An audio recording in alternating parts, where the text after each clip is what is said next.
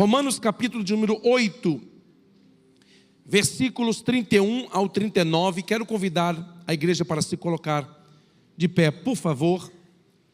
Você já levantou, já sentou? Já levantou, já sentou? Já levantou, já sentou? Hoje? Você já fez o teu exercício da academia hoje? Não? Eu estou pagando um rapaz para fazer exercício para mim de manhã. Está correndo 1 hora de manhã para mim. Não funciona, não funciona. Romanos 8, 31 a 39 diz assim: que diremos, pois, à vista destas coisas? Se Deus é por nós, quem será contra nós? Aquele que não poupou o seu próprio filho, antes por todos nós o entregou, porventura não nos dará graciosamente com ele todas as coisas? Quem tentará acusação contra os eleitos de Deus? É Deus quem os justifica. Quem os condenará? É Cristo Jesus quem morreu, ou antes, quem ressuscitou, o qual está à direita de Deus e também intercede por nós. Quem nos separará do amor de Cristo? Será a tribulação, ou angústia, ou a perseguição, ou a fome, ou nudez, ou perigo, ou espada? Como está escrito, por amor de ti, somos entregues à morte o dia todo, fomos considerados como ovelhas para o matadouro. Em todas estas coisas, porém, somos mais que vencedores, por meio daquele que nos amou, porque estou bem certo de que nem a morte, nem a vida, nem os anjos, nem os principados, nem as coisas do presente, nem do porvir, nem os poderes, nem a altura, nem a profundidade, nem qualquer outra criatura poderá separar-nos do amor de Deus, que está em Cristo Jesus, nosso Senhor. Quantos dizem amém? Pode sentar-se, por favor. Graças a Deus. Nós temos a alegria de ter conosco nesta manhã diversas pessoas que estão nos visitando. Eu pediria que, ao mencionar o seu nome, dê um sinalzinho assim para que nós possamos identificá-lo. E no final estaremos apresentando todos, e aplaudindo ao Senhor pela sua vida. Onde está Maria de Fátima Reis, que é a mãe da doutora Cássia? Ali está, um prazer recebê-la. Onde está Moisés e Maria Lúcia, que são sogros da doutora Cássia também? Ali está, um prazer recebê-los.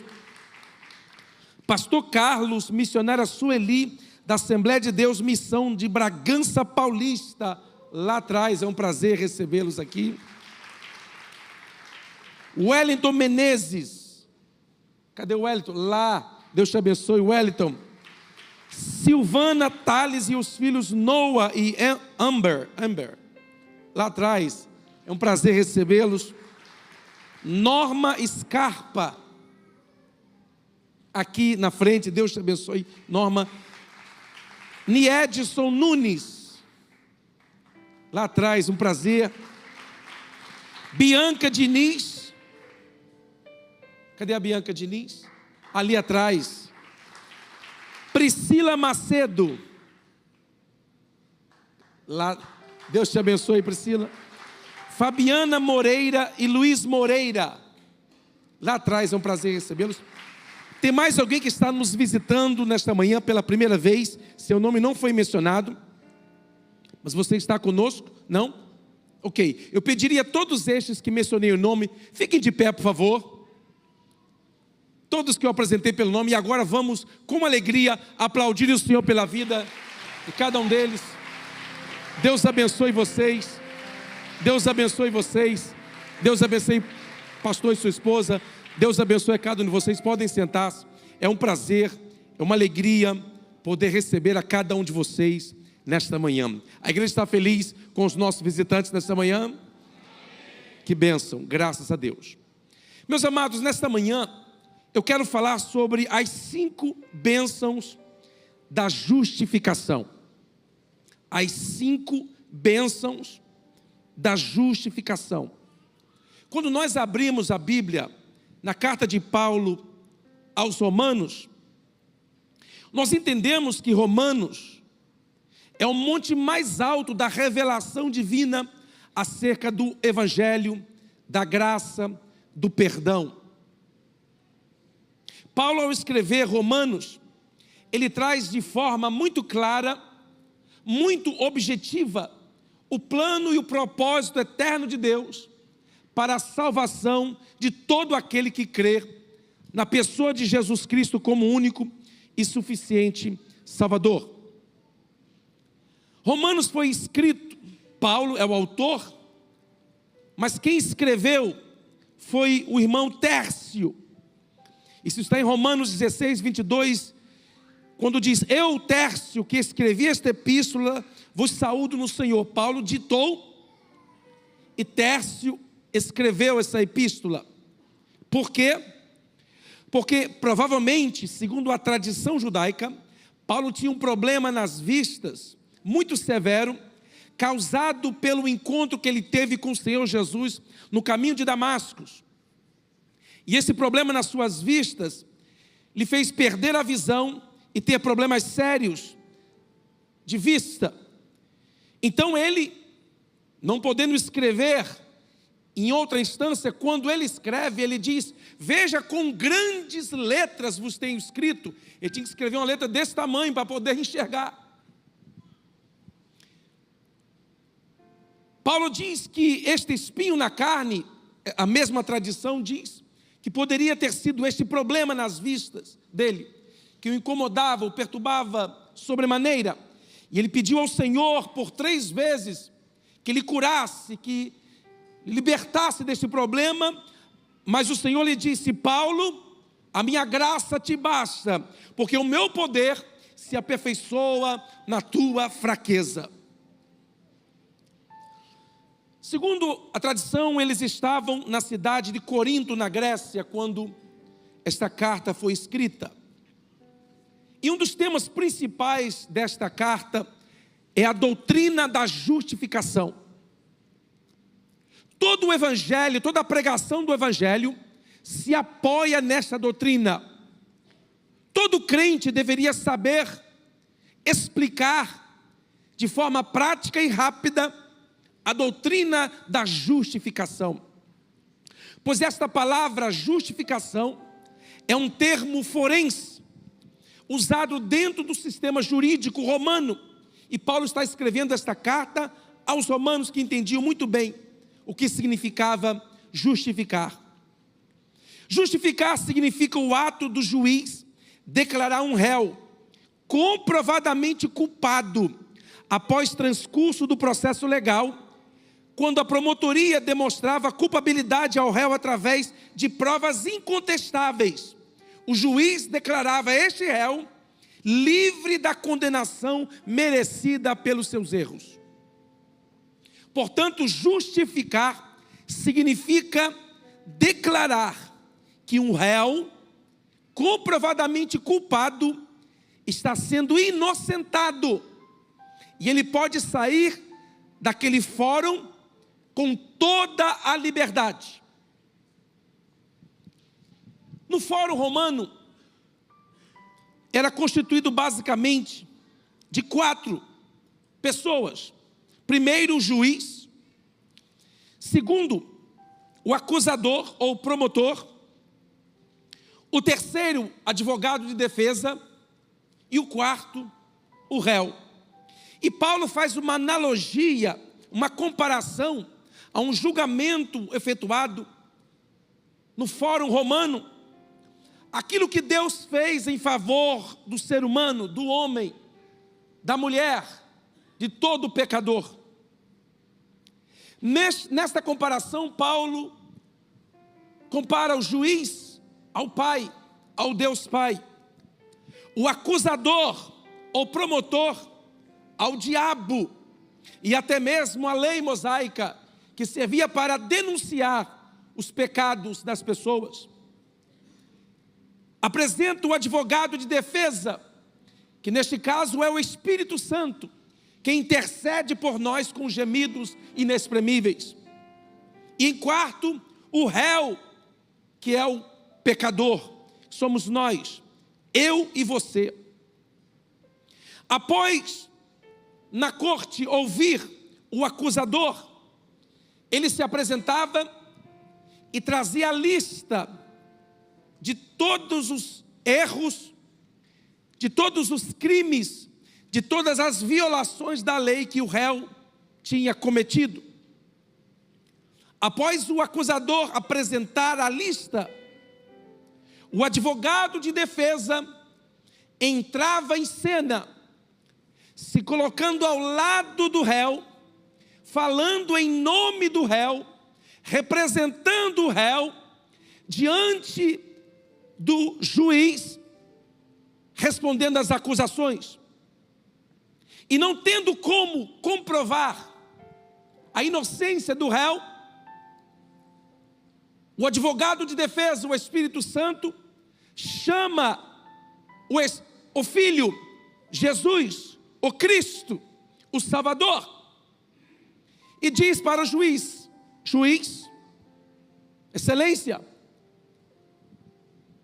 na verdade, tudo isso que o promotor mostrou é verdade. Qual é a pena para estas violações? O juiz diria: sentença de morte. O advogado de defesa então introduzia: aqui está Jesus, o justo, o Filho de Deus, sem pecado, e ele cumpriu a pena deste réu, a pena que estava sobre este réu, a punição que estava imposta pelos pecados deste réu. Jesus Cristo levou sobre si no madeiro as acusações contra ele, todas as suas infrações. Ele pagou a pena 100% do réu. O juiz se levantava naquela corte e não podia fazer outra coisa senão dar ao réu inocentado uma pedra branca, que significava que ele estava publicamente, declaradamente justificado.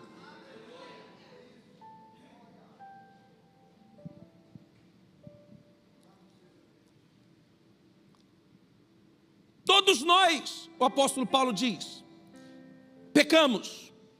Romanos 3, todos pecaram e destituídos foram da glória de Deus. E a punição do pecado é a morte. Todos nós pecamos. Eu pergunto aqui, quem já mentiu na sua vida alguma vez? Levante a mão. Vocês que não levantaram, podem levantar, que vocês acabaram de mentir. Todos nós já mentimos, já enganamos, já roubamos.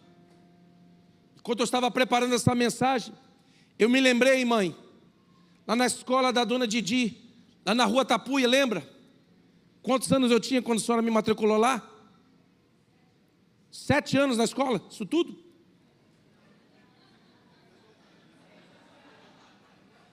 Comecei tarde. Mas nunca repeti de ano também. Eu me lembro, eu estava preparando a mensagem, eu me lembrei, como criança, que um amiguinho meu da escola estava com a sua merendeira aberta. E ele estava com uns biscoitos de chocolate recheado. E eu estava só com pão com epa. Sabe o que é pão com epa? Você abre o pão, epa, não tem nada. Pobre de dar dó. Levava pão com mortadela para a escola. E eu fiquei olhando aquele caixinha de biscoito me chamando. E eu fui comendo aqueles biscoitos à medida que a aula foi prosseguindo. Lentamente, de forma sutil, de forma carioca, um após outro. E o pior não foi isso. O pior é que quando chegou a hora do recreio, a escola era na casa dessa senhora. O menino procurou os biscoitos, não tinha mais. Ele começou a chorar. E eu ainda comi o pão com epa ainda. Para encenar de que eu não tinha feito nada. E como tinha um amiguinho de um lado de outro, eu pus a culpa no outro.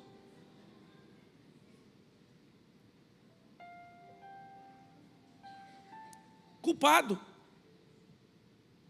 É claro que eu neguei até o final, até hoje. Minha mãe está sabendo disso agora.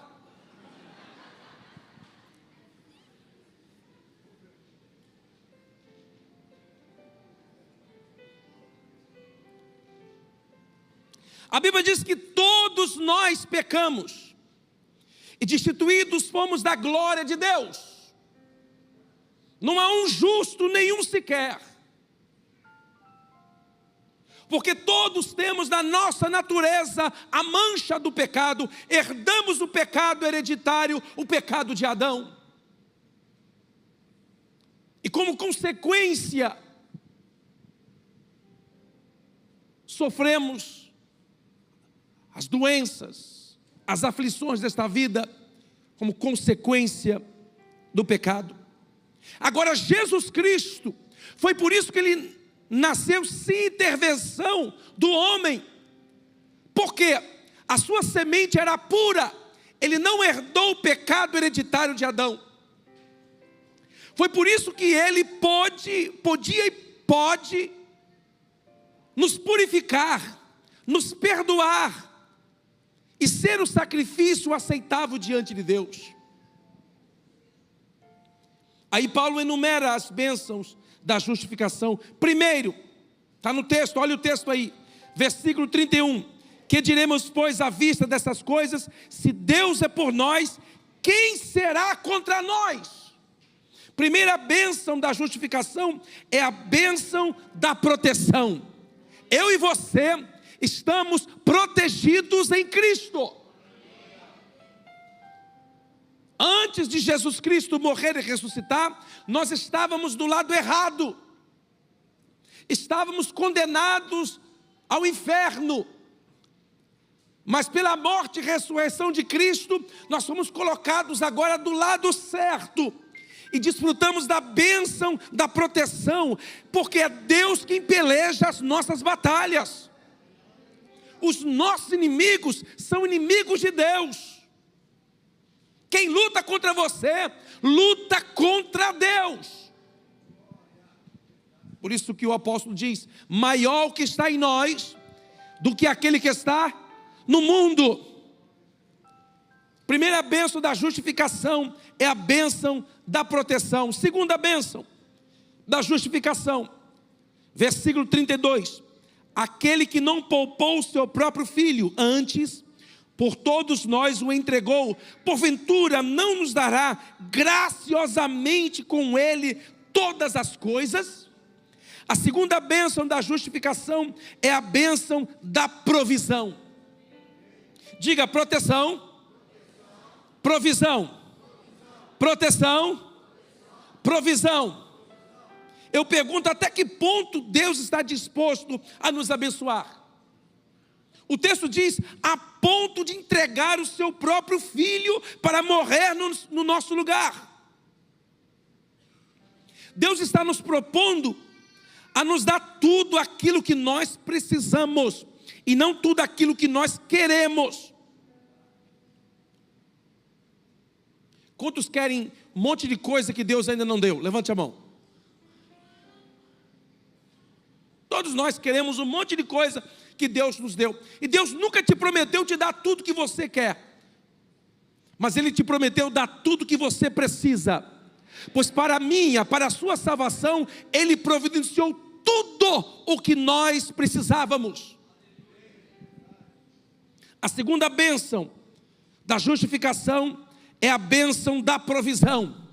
Nós podemos descansar e saber que tudo o que nós precisarmos, Deus proverá. Por isso o texto diz: buscai primeiro o reino de Deus e sua justiça, e as demais coisas vos serão acrescentadas.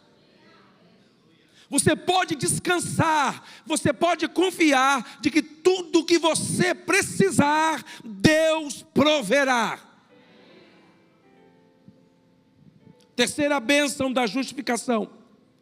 Versículo 33 diz: quem tentará acusação contra os eleitos de Deus? É Deus quem os justifica. 34. Quem os condenará? É Cristo Jesus quem morreu, ou antes quem ressuscitou, o qual está à direita de Deus e também intercede por nós. A terceira bênção da justificação é dívida paga. Quem aqui tem dívida que ainda não foi paga? Não precisa ficar com vergonha, não. Se você adquiriu certo ou errado, a dívida está aí. Se eu dissesse para você, se alguém tivesse uma dívida aqui que não tem como pagar, não vou nem perguntar.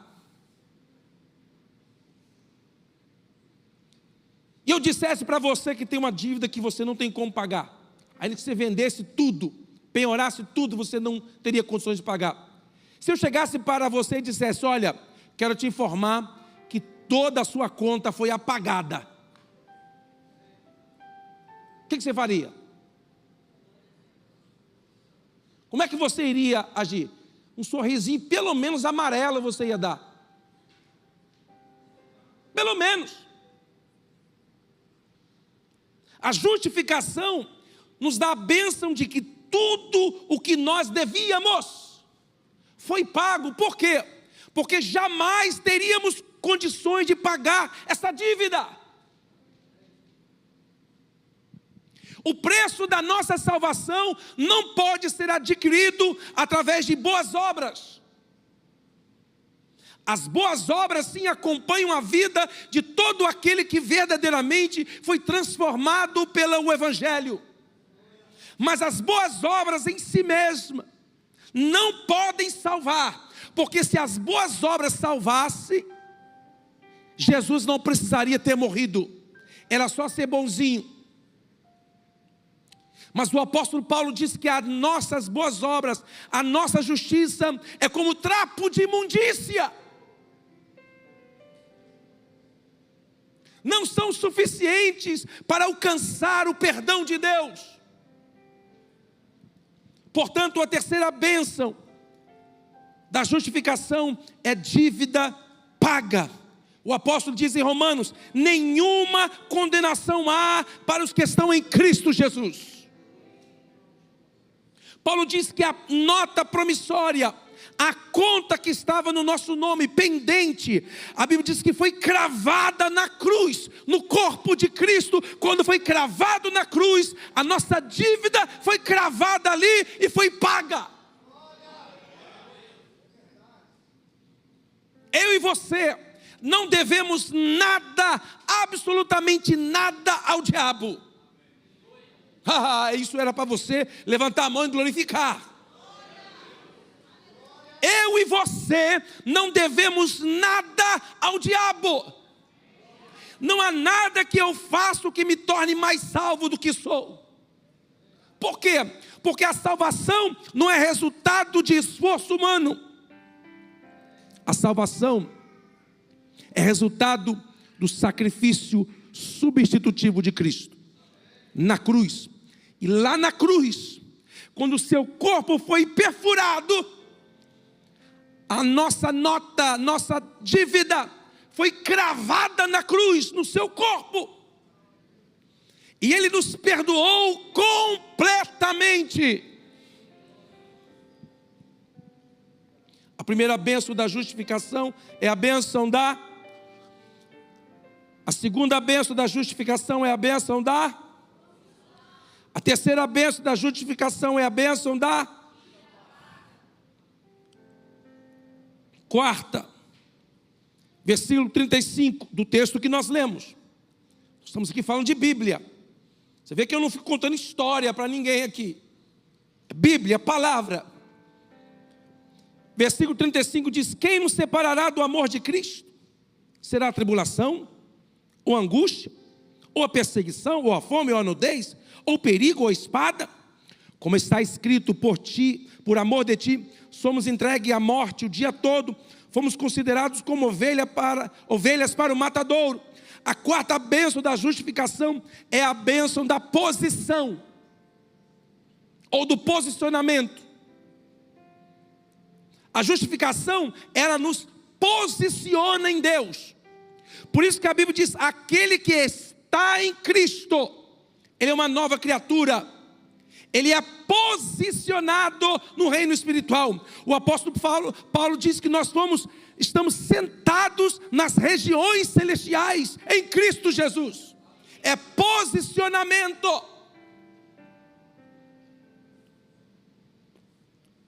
É por isso que, quando um crente erra, peca, ele não perde a sua salvação, porque se cada vez que nós pecássemos, se nós perdêssemos a nossa salvação, lá no lugar do meu nome estava um buraco de tanto escrever e apagar, escrever e apagar, escrever e apagar, escrever e apagar. E o seu?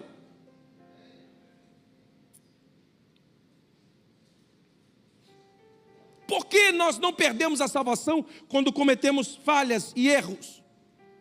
Porque nós estamos posicionados em Cristo. Ah, pastor, isso significa que eu posso fazer o que eu quiser, viver do jeito que eu quiser, na embriaguez, na prostituição, nas drogas, que aí eu estou salvo? Não! Porque quem está em Cristo vive em novidade de vida. Quem está em Cristo não pode viver na prática do pecado. Não deve viver na prática do pecado, porque você irá entristecer o Espírito Santo. E você entristecendo o Espírito Santo, você irá extinguir o Espírito. E vai chegar uma hora que ele vai se afastar de você, porque você não quis mais, virou as costas para ele. Por isso, a quarta bênção da justificação é a bênção do posicionamento. A primeira é, a segunda é, terceira é, quarto é. A Bíblia diz, quem está em Cristo.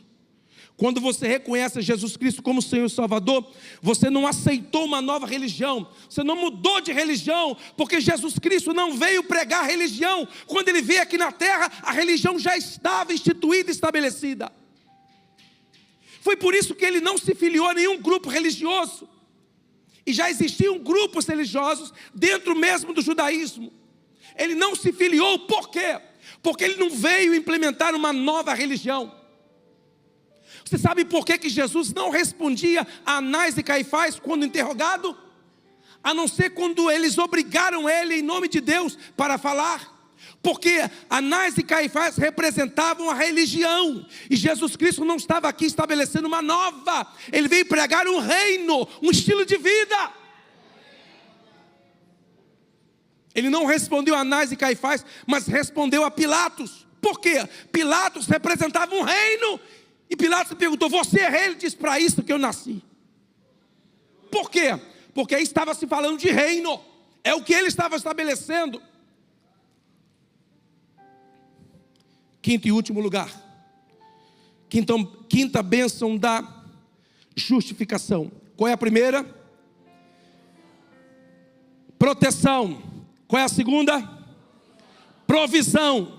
Qual é a terceira? Dívida paga. Qual é a quarta bênção? Posição, posicionamento. Quinta e última bênção da justificação: segurança eterna. Olha o que diz o texto, versículo 37, 38 e 39. Em todas estas coisas, porém, somos mais que vencedores, por meio daquele que nos amou. Porque estou bem certo de que nem a morte, nem a vida, nem os anjos, nem os principados, nem as coisas do presente, nem do porvir, nem os poderes, nem a altura, nem a profundidade. Aí, para não deixar nada de fora, ele diz: nem qualquer outra criatura poderá separar-nos do amor de Deus que está em Cristo Jesus, nosso Senhor.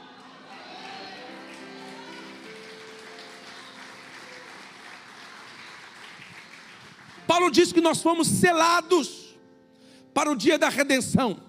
Você, quando vai enviar uma carta, o que você faz? Você tem que selar. Você vai no correio e você apresenta aquela carta, e o funcionário ali diz: olha, vai custar tanto. Quem aqui já colocou selo na carta e não foi o suficiente para enviar, e a carta, por causa de centavos, voltou para a sua casa? Já teve alguma vez na sua vida? Porque não tinha selo suficiente. O preço completo não tinha sido pago. Quando Paulo diz que nós somos selados, significa que nós recebemos o selo, que é o Espírito Santo, que habita em nós. E o preço da nossa trajetória já foi pago, já foi depositado o suficiente para eu e você chegarmos ao nosso destino. A garantia, a segurança eterna não é, repito, pelas boas obras, porque o apóstolo diz: não há um justo, nenhum sequer, porque todos pecaram e destituídos foram da glória de Deus. Pastor, e a justiça que nós temos, ela é emprestada. A justiça que nós temos nos foi outorgada pelo sacrifício de Cristo, quando chegou, entrou e disse: olha, eu pago o preço, a pena deste réu. Se ele tão somente me reconhecer e me aceitar como seu salvador, como seu substituto, eu pago o preço dele, e ele está inocentado, ele está declaradamente justificado. Vamos estar em pé, por favor.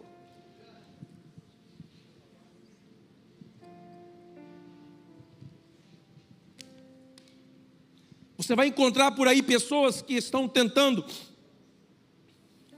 adquirir a salvação. O islamismo diz que você tem que fazer determinadas coisas para você herdar o paraíso.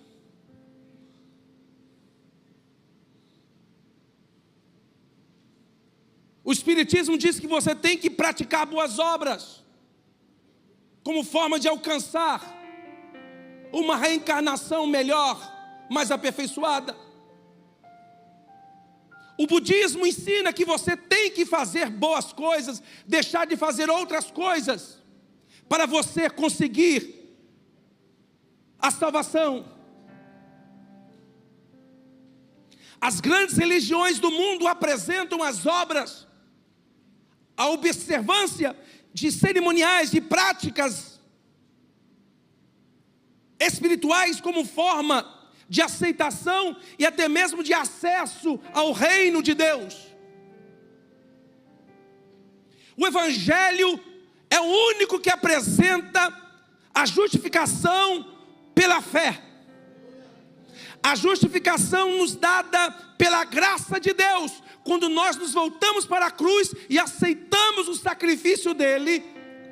Ele tomou o nosso lugar e nós tomamos a justiça dele e nos tornamos justificados diante de Deus. Aquilo que era contra nós já não vale mais. Por isso não adianta o diabo tentar ficar te lembrando daquilo que você fez, do seu passado, da sua história, porque quem está em Cristo é uma nova criatura. Quem aqui já está em Cristo, levante a sua mão. Por isso o Evangelho não é uma religião para ser seguida. O Evangelho é um estilo de vida. Quando eu te convidar para você aceitar Jesus, não estou te convidando a mudar de religião. Porque se religião fosse a solução de problemas, trouxesse paz e harmonia, prosperidade, riqueza, o melhor lugar para você viver seria na Índia, onde eles têm 7 milhões de deuses, mais de 700 mil subdivisões da religião. Em um lugar de miséria, de pobreza. A religião não salva. Quem salva se chama uma pessoa. E só existe um caminho do homem para Deus, e esse caminho se chama Jesus Cristo. Ele disse: eu sou o caminho, não um dos caminhos. Ele é o único caminho do homem, da mulher, do ser humano pecador para Deus. Não há outro caminho a não ser através de Jesus Cristo. Quero te convidar nesse momento para você abaixar a sua cabeça, por favor. Fechar os seus olhos por um instante. E eu gostaria de lhe oferecer este evangelho bíblico, cristocêntrico, que descentraliza o ser humano e coloca Jesus Cristo no centro. A salvação através de Jesus Cristo, o único capaz e suficiente Salvador. E se você ainda não entregou a sua vida ao Senhor Jesus, e não aceitou como Senhor e Salvador, não recebeu o perdão completo, a paga da sua dívida, e você gostaria de recebê-lo nesta manhã, eu quero te dar esta oportunidade, se você quiser. Se você nunca entregou a sua vida ao Senhor Jesus, eu quero te convidar a repetir após mim uma oração. Se você está afastado da comunhão, se você não toma ceia regularmente, você está desligado do corpo, não importando o tamanho da sua Bíblia, nem o tempo de crente que você tem. Se você não está conectado à igreja local, você está fora, cortado do corpo. Eu quero te convidar você a voltar.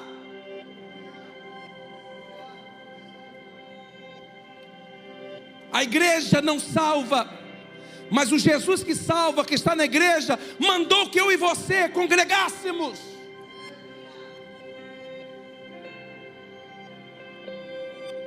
Você que quer entregar a sua vida a Jesus, ou você que está desconectado do corpo e queria reconectar-se ao corpo de Cristo, eu quero que você repita após mim, e vou pedir para que toda a igreja repita juntamente com você, para te apoiar nesse momento.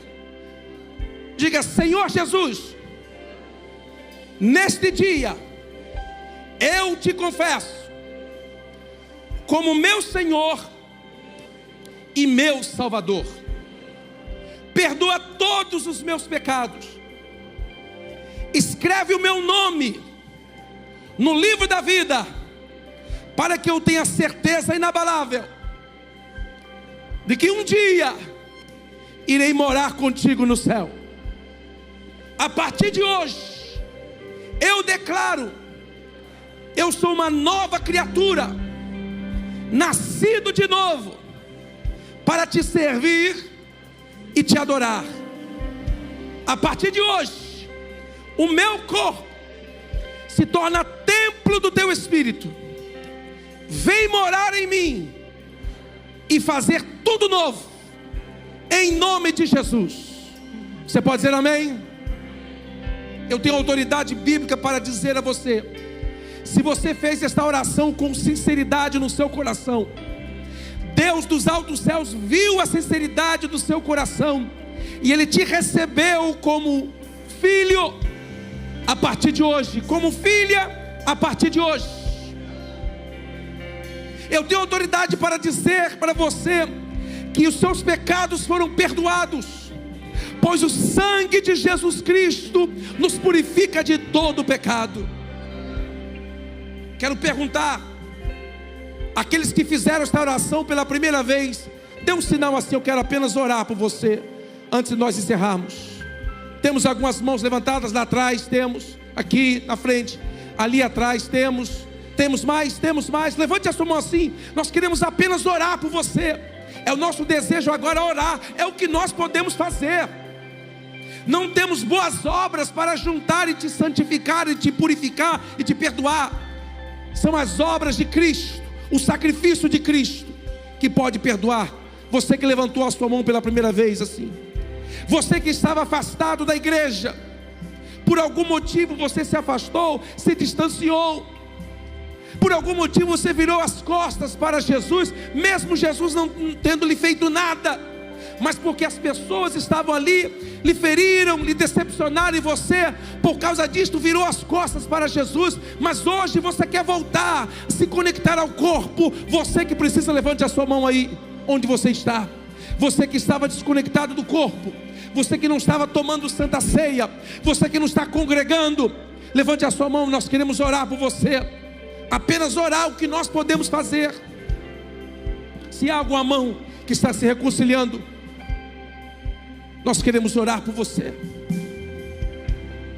Eu quero dizer a vocês que levantaram as suas mãos, que vocês não deveriam sair desta igreja hoje sem falar comigo ou falar com o pastor Soares. Você pode procurar eu e o pastor Soares, vamos estar ali atrás antes do culto encerrar. E nós queremos conversar com você, nós queremos lhe ajudar, nós queremos orar com você, é só isso. Nós queremos apenas orar por você e pedir que Deus te dê força e graça para você permanecer no caminho até o dia do arrebatamento da igreja. Quanto você recebe com amor esta palavra nesse dia? Quero fazer uma oração antes de nós encerrarmos. Você que serve ao Senhor neste lugar, você que tenha uma necessidade, um pedido de oração, que você precisa da intervenção de Deus, levante a sua mão assim. Por você, por um familiar, uma questão imigratória, um problema de saúde. Quero orar pela minha mãe, que amanhã vai submeter-se a uma cirurgia no seu ombro que ela machucou, e amanhã estará passando. Vem aqui, mãe, orar pela senhora. Tem mais alguém que quer vir aqui na frente para receber uma oração? Venha, nós queremos orar por você. Venha, nós queremos orar por você. Venha, nós queremos orar, interceder a Deus pela sua vida. Venha, nós queremos orar por você. Aleluia. Porque a Bíblia diz que a oração da fé salvará o enfermo, e se tiver pecado, o Senhor o perdoará. Venha, pode vir mais pertinho, pode vir.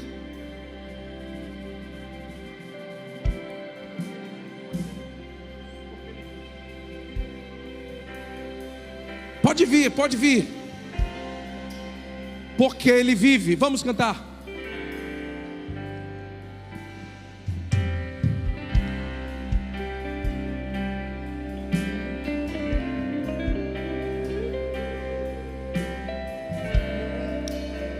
Manhã,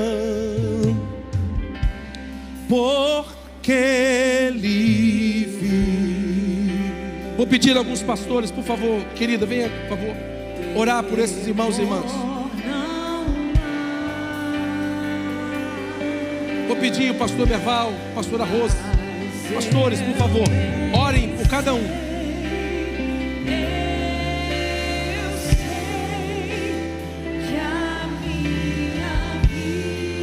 Em nome de Jesus, em nome de Jesus.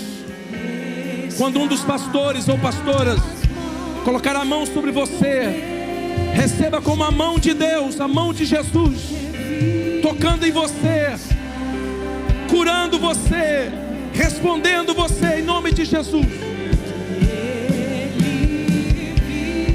Isso, a igreja adora. Posso crer no amanhã,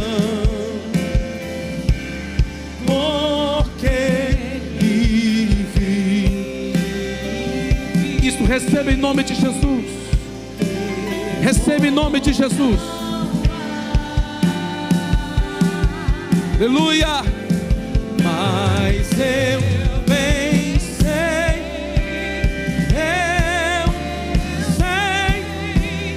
que a minha vida. Isso. Ore por todo mundo precisa receber. Todo mundo, temos pessoas aqui do lado de cá, precisam.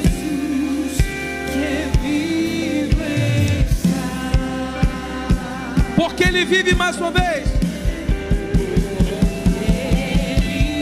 Em nome de Jesus.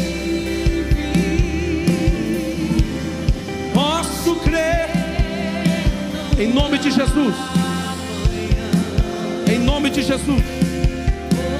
Em nome de Jesus. Temor não há.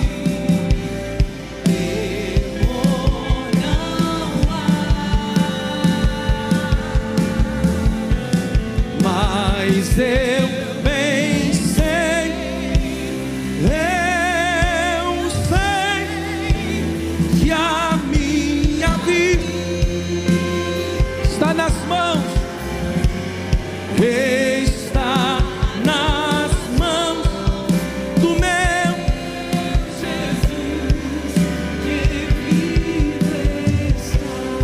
quando enfim chegar a hora, vamos cantar. E quando você que já recebeu oração pode voltar nos seus lugares. A igreja adorando. Isso, em nome de Jesus. Volte com a vitória de Deus na sua vida, em nome de Jesus. Enfrentarei sem medo, então levante a sua voz e cante. Terei vitória. Quantos têm a esperança? Terei a glória com meu Jesus, que vivo está. Porque Ele vive, porque Ele vive. Posso crer numa manhã. Quem tem essa esperança viva? Glória a Deus. Temor não há. Levante a sua voz e adore.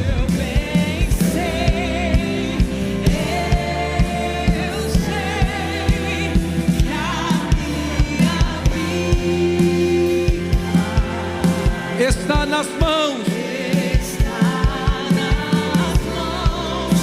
do meu Jesus, que vive. está nas mãos, está nas mãos do meu Jesus, que a última vez, está nas mãos. Levante a sua voz bem forte. Está nas mãos do meu Jesus.